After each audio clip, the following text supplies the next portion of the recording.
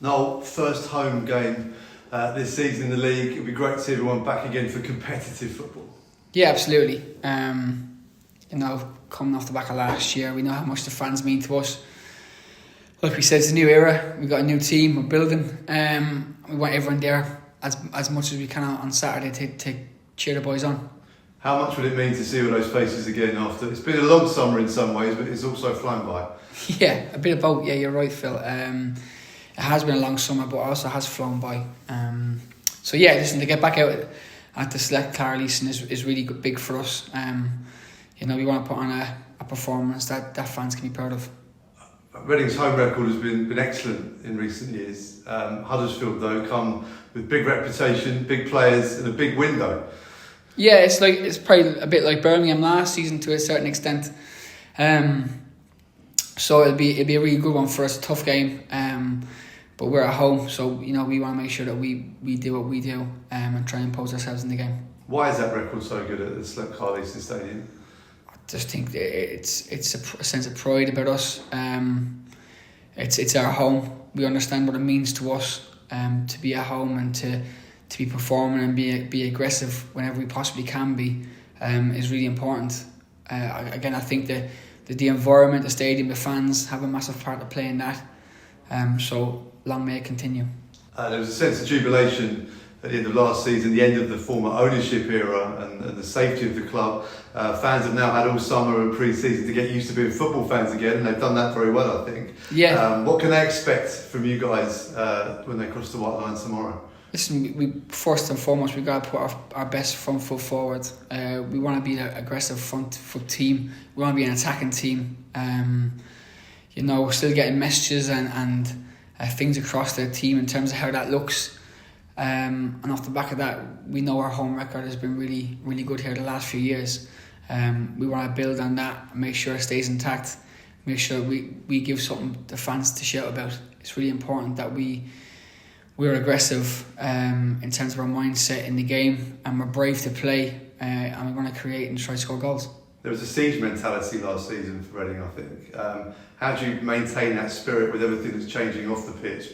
How do you keep that siege mentality? I think that's always been the way since I've been here. That's how I see the game, and we have to go into the game underdogs with an underdog mentality. It's a massive thing for us that we have that work ethic, that outrun, outfight, outwork teams. Before we outplay. So it's important that we get that war of attrition. The right balance. But like I said, we're at home. That mentality for me has always been there when I played here, and then when I've come back to the club, we tried to reinstall that again of being on the front foot, trying to win games of football at home. We've talked about rebuilding here, but Huddersfield have had a rebuild as well. They had a pretty poor end to last season, lots of expectation for them. They're perhaps as a club a bit further down the line than Reading, but the pressure will come with a new manager as well and new signings. They started well last week, but is it a good time to get them with all these new players? Listen, it reminds me of probably the Birmingham of last season. They've they've invested, they've brought in players, they've definitely this league experience and the league above. The boys that come down, the likes of Jack Watmore, who I know, is a championship defender, and they've got 3 or 4 others in there. Marcus Harness is in there. Alfie May, you could argue, is a championship championship attacker, with the goals he scores. So they got loads of threats, and they've obviously recruited at a really high level. So watching back the game last week, they had a really good win against a team that finished in the playoffs. They mean business, and it's down to us to counteract that and make sure that they know we mean business as well. It shows you the strength of the pyramid. I remember watching Huddersfield Reading in a playoff final to get into the Premier League not that long ago. It shows you the strength of League One, especially.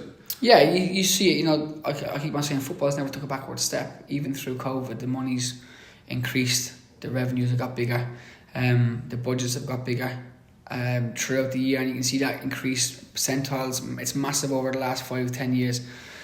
So the pyramid is getting stronger. The teams that are down in League One are big teams. So it's important that we make sure that we are competing at that end, the right end of the table for them kind of things.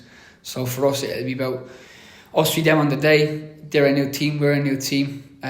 You said they're probably further down the line than us, no problem at all. We just got to make sure we put our best foot forward. In terms of the window, you've alluded to the fact that you need more players in. The Championship kick-off a week later, that's kind of unusual. Has that had an impact on the market? Yeah, 100%. 100% it has, because I think people know where they are a lot earlier when they kick off at the same time. So when you're looking at potential Championship targets and whatnot, with the week already gone and you've played as well, people know where they are in the standing, and it's probably quicker to get things done. Unfortunately, that's not the way.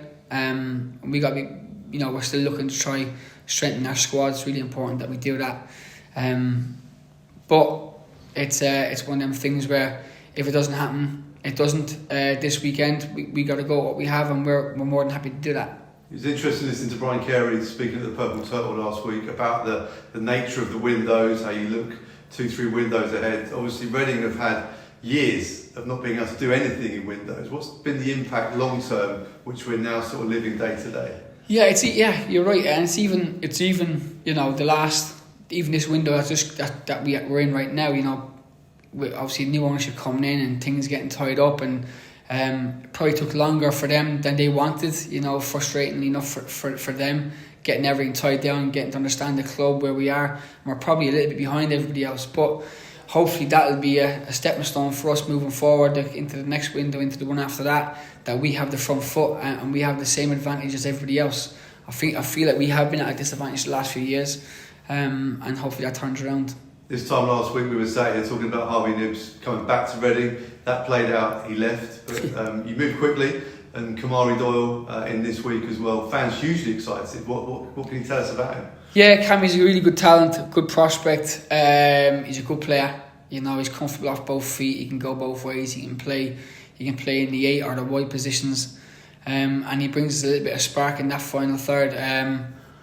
I think we're getting there now. We got to start producing in that final third, that last little bit to create chances, and he'll add to that absolutely. Along with the likes of Paddy coming in, Daniel coming in, Mama's there, Kelvin's there, Mark's there. So we're strengthening up that end of the pitch nicely. So yeah, I'm really excited to see him play, because he can excite people.